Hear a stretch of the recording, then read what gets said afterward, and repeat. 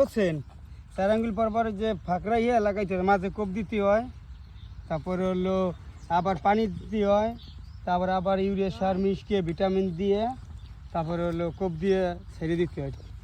তারপরে হলো লাগাবা লাগছে এখন, আবার আল্লাহ যদি দেয় আবার হবে, আবার কালি হবে, কালি বিক্রি হবে।